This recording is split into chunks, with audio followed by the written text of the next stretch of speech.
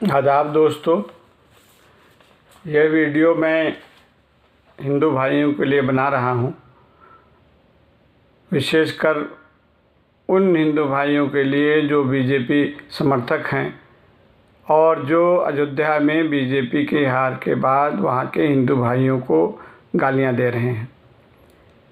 मेरे पास से कई वीडियो हैं जिसमें उनको गाली देते हुए दिखाया गया है। एक मोहतरमा भी हैं, वो भी कह रही वहाँ जाओ अयोध्या में तो अपना खाना पानी लेके जाओ, रात न गुजारो। तो इस तरह की बातें किसी तौर पे भी सही नहीं हो सकती हैं। मैं मुसलमान ज़रूर हूँ और अपने इस्लाम धर्म का पालन भी करता हूँ, मगर मैं सभी धर्म के लोगों की इज़्ज़त करता हूँ और इस बात को बहुत बुरा समझता हूँ, बहुत पाप समझता हूँ, बड़ा पाप समझता हूँ। किसी के धर्म को बुरा भला कहा जाए, किसी के धर्म के लोगों को बुरा कहा जाए, उनको गालियाँ दी जाएं। अयोध्या में दो लोग इलेक्शन लड़ रहे थे। लल्लू सिंह जी थे बीजेपी के और समाजवादी के, अवधेश प्रसाद जी थे। दोनों ने वहाँ माथा टेका और उनको आशीर्वाद रामलला का मिल गया। अवधेश प्रसाद जी को वो जीत गए, लल्लू सिंह को आशीर्वाद नहीं मिला, वो हार गया। इस बात को आप समझिए। मैं समझ रहा हूँ तो आप लोगों को तो ज़्यादा समझना चाहिए। अब उसमें दूसरों को गाली देने का क्या ज़रूरत है वहाँ के हिंदू भाइयों को।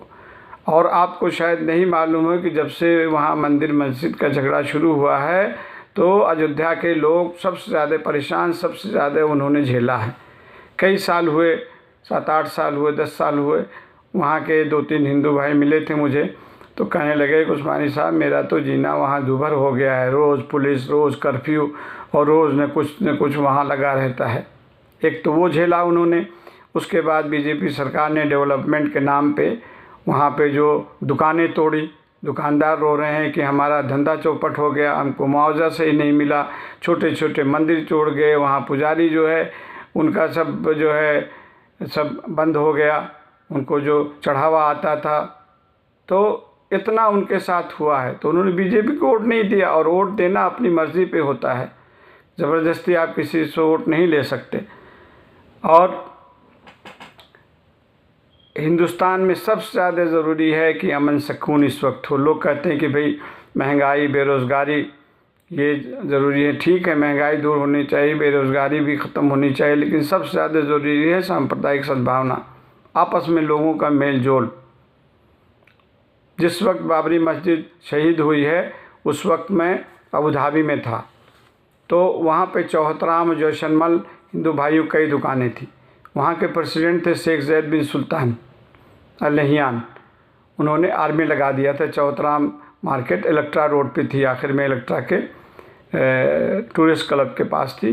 तो वहाँ पे देखा मैंने आर्मी लगी हुई है। मैं वहीं टहल रहा था, मेरे साथ कुछ हिंदू भाई थे, तो कहने लगे उस्मानी साहब रामराज तो यहाँ है, हमारे यहाँ तो पता नहीं क्या राक्षस राज चल रहा है, कितने लोग जो है मारे गए, हंगामा हो रहा है वहाँ पे, हमारे गांव बम्बई में मारे गए लोग। तो आपने कभी सुना गल्फ़ में हमारी ज़िंदगी विदेशों में गुजरी है। यूरोपियन कंट्री में रहा हूँ और गल्फ़ कंट्री में भी काफ़ी अरसा रहा हूँ। तो आपने कभी सुना वहाँ हमारे साथ जो है हज़ारों हिंदू भाई काम करते, लाखों गल्फ़ कंट्री में काम करते हैं। कभी सुना अल्लाह अकबर करके किसी को मार दिया गया हो? हमारे यहाँ ये सब होता है। अब श्री राम कैसे आपसे प्रसन्न हो सकते हैं, कैसे खुश हो सकते हैं जब आपने जय श्री राम बोल के कितने लोग मावलिंची की मार दिया, जय श्री राम बोल के जो मस्जिदें में घुस गए, दरगाहें तोड़ी जाती हैं।